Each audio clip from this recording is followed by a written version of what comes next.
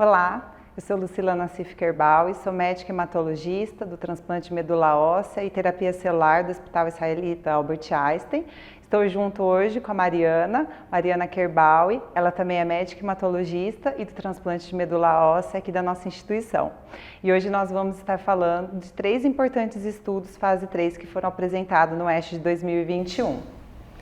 Esses trabalhos abordaram os pacientes que apresentam diagnóstico de linfoma não-Hodgkin B agressivo e que apresentam recaída precoce dentro de 1 ano após a terapia inicial ou que são refratários a essa terapia inicial. Esses pacientes são um desafio na prática clínica porque geralmente são tratados com quimioterapia de resgate baseada em platina, seguido de transplante autólogo de medula óssea, porém apenas cerca de metade desses pacientes conseguem ser resgatados com essa terapia. Então esses 3 trabalhos vieram no sentido de comparar a realização dessa terapia padrão com a terapia com CAR-T-cell.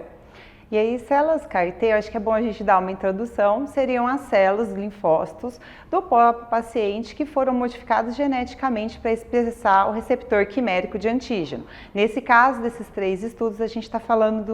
de CAR anti-CD19. Então a gente tem hoje lá nos Estados Unidos já comercializado 3 produtos com células CAR-T anti-CD19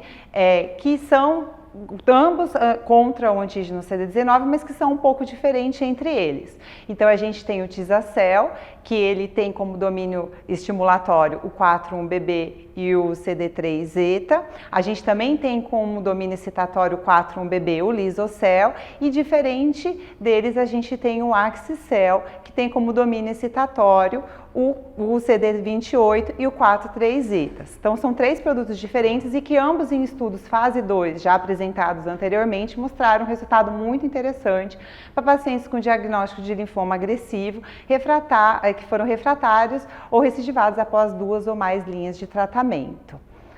A gente teve uma apresentação no ASH agora, como sessão plenária, o ZUMA-7. Então, o ZUMA-7 utilizou o CAR anti-CD19, que foi o Axicel, e aí, como os 3 trabalhos, como a Mariana disse, eles estariam comparando pacientes que foram refratários à primeira linha de tratamento, com R-CHOP ou rituximab, alguma quimioterapia à base de platina, com o transplante, esses pacientes que receberiam como tratamento de salvamento, a nossa terapia padrão seria então quimioterapias em altas doses com platinas e os pacientes respondedores iriam para o transplante de medula óssea autólogo, comparando nesse caso com a célula CAR-T. Então no estudo ZUMA-7, eles randomizaram 1 para 1, eram pacientes adultos,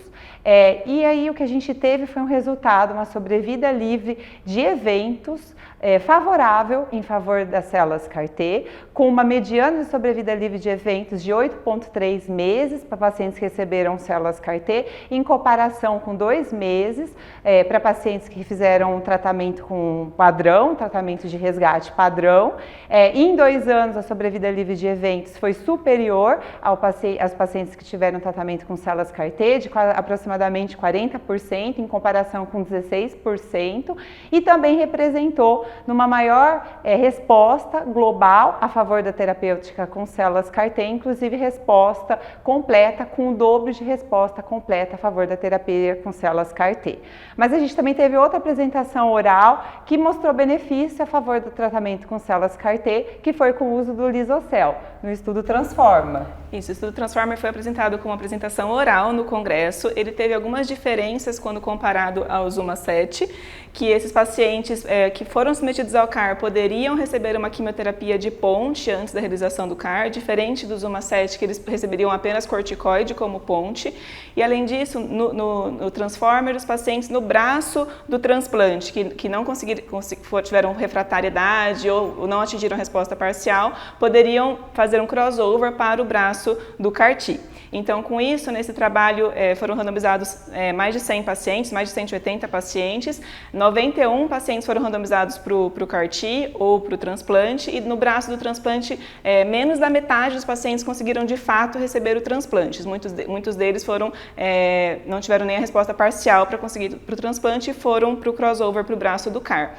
50 pacientes então fizeram esse crossover e os resultados que eles trazem para a gente no follow-up ainda curto é que os pacientes no CAR-T tiveram benefício em sobrevida livre de evento, em sobrevida livre de progressão e também com maiores taxas de resposta completa. Os dados de sobrevida ainda são imaturos, em 6 meses a gente aguarda esses resultados, mas também são resultados bastante animadores. Mas, por outro lado, a gente teve no Late Breaking Abstracts a apresentação do Belinda, que os resultados não foram tão animadores assim. Sim,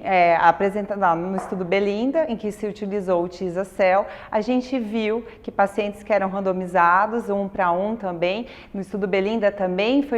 foi aprovado, aceito a terapia ponte, enquanto as células estavam sendo manipuladas, o número de terapia ponte não foi limitado, e nesse estudo realmente mostrou que a sobrevida livre de eventos entre o tratamento com células CAR-T e o tratamento com a terapia padrão foi semelhante, com uma sobrevida livre de eventos em torno de 3 meses para ambos os grupos. Então foram estudos muito importantes, considerando ainda que, por exemplo, o ZUMA-7 foi o estudo que teve maior follow-up, a gente teve aí 24, quase 25 meses de follow-up, com resultados diferentes, e agora a gente vai a fundo tentar entender as diferenças entre esses resultados e esperamos ansiosamente todas as publicações. Muito obrigada.